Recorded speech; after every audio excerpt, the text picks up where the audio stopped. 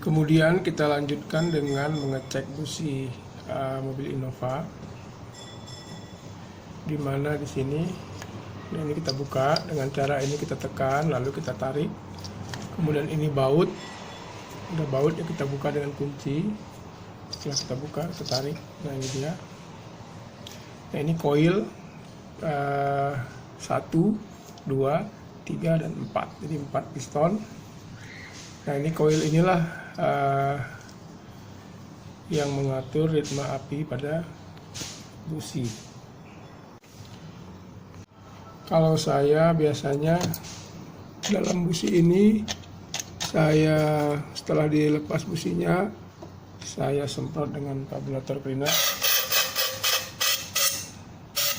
supaya dratnya yang panas berkarat atau kotor bersih.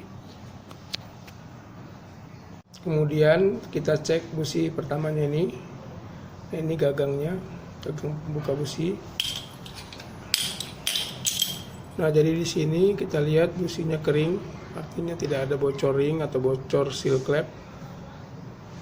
Ini bagus, berwarna coklat, pembakarannya sempurna.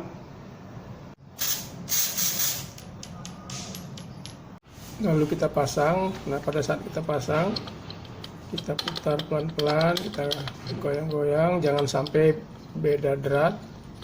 Nah awalnya pasti mudah diputar, kalau awalnya sudah kesat berarti salah dratnya.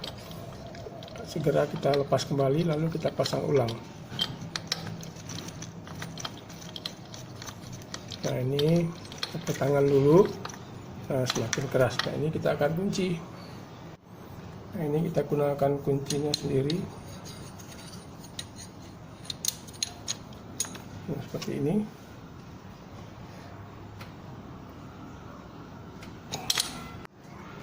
Kemudian kita pasang kembali koilnya. Nah pada bagian dalam konektornya kita semprot dengan karburator cleaner supaya noda atau kotoran bersih dan bisa menghantar percikan api dengan sempurna.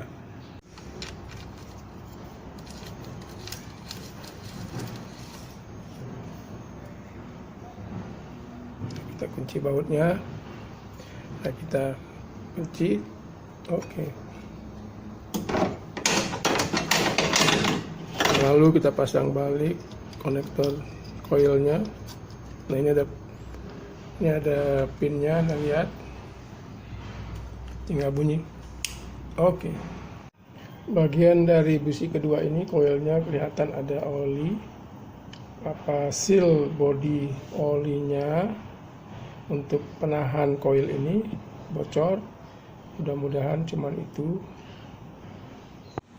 Kalau kita lihat dari busi ini tidak menunjukkan adanya bocor seal.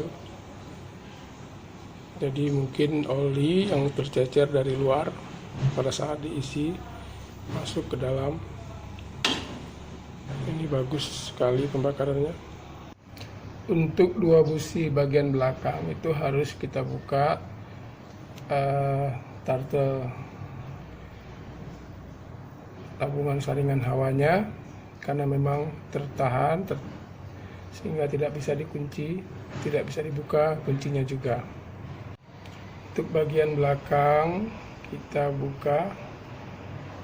Untuk membuka busi kita harus buka saringan filter hawa. Nah, kita baru bisa melihat busi dan baut-bautnya. Mungkin tadi belum dijelaskan bagaimana cara membuka konektor ini. Nah dengan cara gunakan obeng plat. Nah ini kurang tipis, gunakan yang tipis lalu diginikan ya. Nah tekan ke atas dikit saja baru ditolak. Untuk memudahkan pembukaan baut yang sudah ke kolong-kolong, kita gunakan kunci pas seperti ini. Kondisi busi koil ketiga masih bagus, busi ketiga juga bagus pembakarannya. Pemasangan busi keempat ini yang paling sulit karena jarak rapat dengan dinding mobil. Tetap awalnya kita gunakan tangan, kita goyang-goyang agar pas tidak salah drat supaya bautnya tidak rusak, lalu bisa terkunci dengan baik agar kompres pada piston tidak hilang karena bocor dari busi. Nah, ini adalah koil asli bawaan dari mobil bermerek Denso. Nah, ini disinilah koilnya. Nah, ini pin untuk penghubung api dari Denso. Nah, ini pin yang menjaga konektor supaya tidak mudah lepas. Yang ketika kita buka harus kita songket sedikit, lalu baru kita pasang. Kita buka dan kita pasang. Nah, ini bagian turtle. Nah, ini kita juga boleh semprot dengan carburetor cleaner atau injeksi cleaner supaya dinding-dinding yang kotor karena hawa udara yang lembab bersih, sehingga bisa melancarkan sistem pernapasan dari mobil. Nah, ini sistem pernapasan mobil. Nah, ini sistem pernapasannya.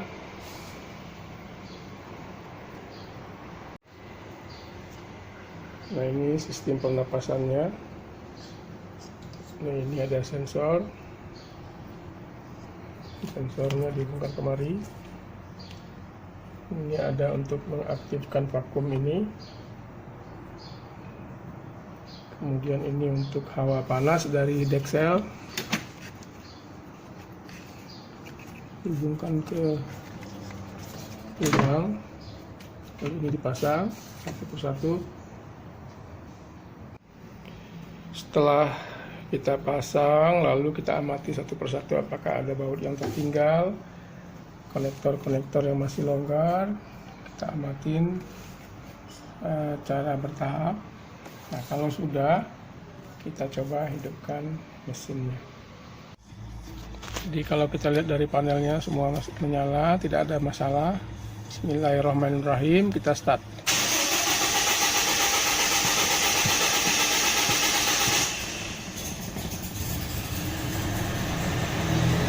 Nah, mulai hidup.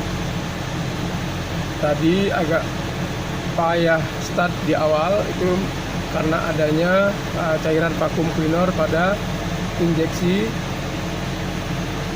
Kemudian ketika cairan itu hilang, terbakar, maka mesin sudah normal. Kita dengar dari ruang mesin. Tidak ada suara yang pincang.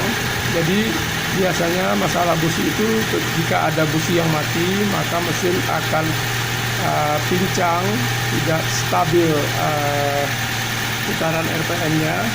Nah, itu kita cek dari cara lihat di kepala businya apakah basah atau hitam atau bahkan hangus.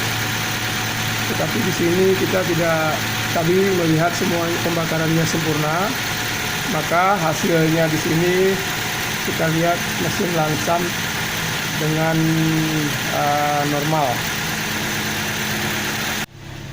Lalu saya coba untuk menambah RPM dengan menekan pedal gas. Jika ada masalah dalam sistem pernapasan mobil ataupun pengapian dari busi, akan kelihatan pincang mesinnya. Ini kita lihat RPM naik. Nah, tidak usah terlalu tinggi karena tidak baik untuk piston yang dalam posisi mesin diam. Nah, kita lihat di sini tadi suaranya adalah tidak pincang. Nah, ini menandakan bahwa mesin sudah normal dan layak untuk digunakan. Demikianlah cara melihat dan mengganti busi, lalu sistem pernapasan, saringan hawa, dan lain-lain. Dalam kasus penggantian busi tadi, kita harus hati-hati dan teliti. Assalamualaikum warahmatullahi wabarakatuh.